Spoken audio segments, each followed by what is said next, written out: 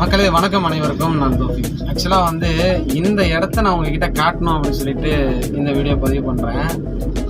எவ்வளோ அழகாக இருக்குது இயற்கை அப்படிங்கிறது நமக்கு எவ்வளோ பெரிய வரப்பிரசாதம். ஆக்சுவலாக இந்த இடத்துங்கள்லாம் பார்க்குறதுக்கு, இந்த ரோடை பார்க்குறதுக்கு ஏதோ எங்கேயோ போகிற மாதிரி இருக்கும் பாருங்க. கற்பனை உலகத்துக்கே போகிற மாதிரி இருக்கும். அந்த அளவுக்கு நேச்சுரல், அந்த அளவுக்கு இருக்குது. அண்ட் வந்து விவசாய நிலங்களை தான் நான் காட்டுறேன் பாருங்க. தெரியுதா? இது என்ன அப்படின்னு பார்த்தீங்கன்னா, ரெண்டு பக்கமும் ரோடு, ரெண்டு பக்கமும் வயல், சென்டரில் மட்டும் வந்து ரோடு அழகாக இருக்குது பாருங்க. இங்கே பாருங்க, அது பொறுமையாக போகிறேன். இந்த இயற்கையை அப்படியே ரசிச்சுக்கிட்டே போவோம். இயற்கை கூட எனக்கு இந்த இடத்த விட்டு வர்றதுக்கு மனமே கிடையாதுங்க. அந்த அளவுக்கு அழகாக இருக்குது.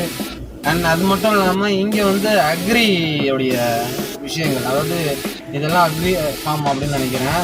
ஏன்னு கேட்டிங்கன்னா, ரைட் சைடில் உங்களுக்கு தெரியுதான்னு நினைக்கிறேன், அந்த ஸ்கூட்டி போதில் அதுக்கு ஆப்போசிட்டில் பாருங்கள் ஒரு ரெட் கலரில் பில்டிங் இருக்குல்ல, அது வந்து அக்ரிகல்ச்சர்னு நினைக்கிறேன். அப்படியே பச்சை பருதலை ஊற்றுனா மாதிரி அப்படி பச்சை பசுன்னு செம்மையாக இருக்குல்ல. ரசிக்கிறதுக்கு இரு கண்கள் போதாதுங்க, அந்த அளவுக்கு அழகாக இருக்குது இதெல்லாம் பார்க்குறதுக்கு. இதுவே நம்ம சிட்டிக்குள்ளலாம் எதனா கிடைக்குமா அப்படிலாம் எனக்கு தெரியாது. வயலில் பார்த்தீங்கன்னா களை பிடிக்கிட்டு இருக்காங்க பாருங்க. வேறு மாதிரில கிளைமேட்டும் அதுக்கு தகுந்த மாதிரி அமேசிங்காக இருக்குது. டைம் பார்த்தீங்கன்னா ஒரு 12-12:30 மணி தான் இருக்கும். வேறு மாதிரி இருக்குது ரோடு.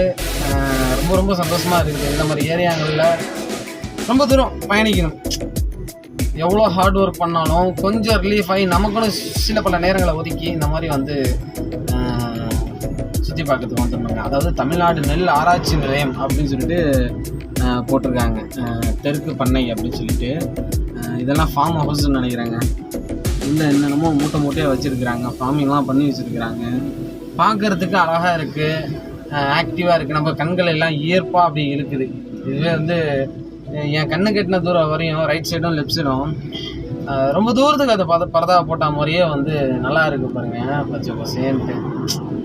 ஸோ இந்த இடத்துலாம் ஏதாவது ஒரு மூவி எடுத்தாங்க அப்படின்னா நல்லாயிருக்கும். பைக்கில் அப்படி போகிற சீன், இந்த ட்ரோன் மட்டும் இருந்துச்சு அப்படின்னா இந்த விசுவலை உங்களுக்கு அழகாக காமிக்கலாம்.